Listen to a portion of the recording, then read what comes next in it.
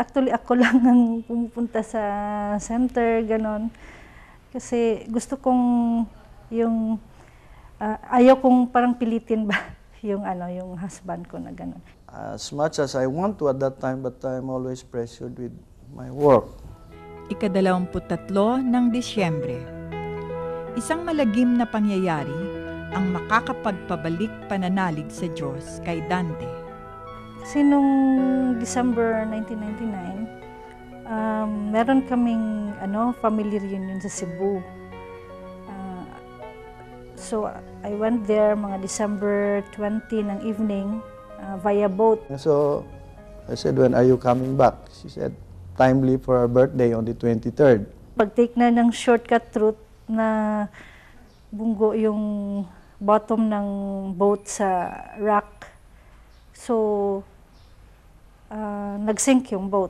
I heard somebody scream at the back, also waiting for his family. And he said, in our local dialect, Day, ang ginsakyan ni Nunoy kagabi, nalunod ko, no? Balisa at tuliro, nagpasya si Dante na magdasal at humingi ng tulong. Kasi I need to unload. I said, kailangan mabigat yung problema ko. I need to talk to somebody who could give me advice or comfort me. Nagtungo siya sa tuburan na siyang Opus Dei Center sa Iloilo.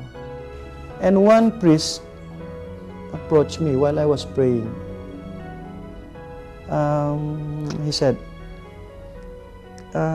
kasama ba yung wife mo sa accident na nangyari kanina? Sabi ko, yes, Father. Okay, sabi niya, we will pray.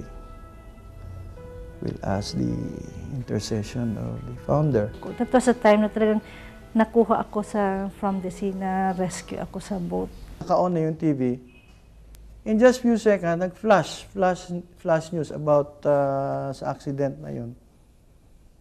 And na-focus yung tsura niya talaga doon. One of the survivors na nakatindig doon sa barko, kinakausap yung isang tao din doon.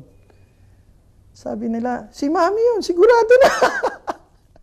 At para kay Dante, ang pagkaligtas ng kanyang butihing asawa ay isang magandang regalo na natanggap niya noong Paskong iyon. Ngunit, mas mahalaga pa dito ang dulot na grasya ng pagbabalik loob sa pananampalataya sa Diyos na bunga ng pagdarasal kay Monsignor Jose Maria Escriba. I did not really see Christ. Si Christ is just with me.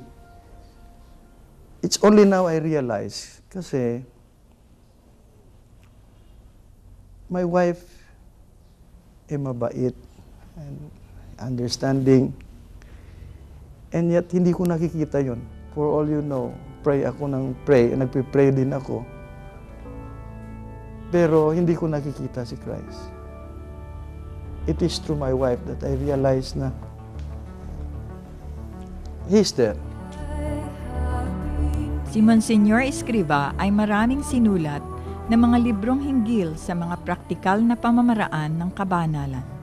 Sa pagbasa ng mga espiritual na mga librong ito, dumarami ang mga tao at mga pamilya na kanyang nabago at natulungang magsabuhay ng mga prinsipyong Kristiyano sa araw-araw na gawain.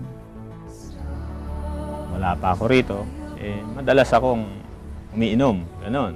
Kumbaga, heavy drinker, umuwi ng madaling araw, ganon. Pagdating ng linggo, puro kantahan, walang nagagawa sa bahay. Tapos ako galing sa trabaho, parang busy-busy ako, lahat na naglalaba, nagluluto. Siya, don't mind ba yung sa bahay ba? Dahil sa una kasi, parang napakahirap kong anyayahan sa mga ganyan. Pero nung masimulan ko, tuloy-tuloy na. I always praying na sana darating ang panahon na siya mismo ang lalapit sa Panginoon, hindi nanggagaling sa akin. Mga kainuman ko, nagalit sila. Dahil nag-iba na raw ako, hindi katulad nun, madalas akong sumasama sa kanila.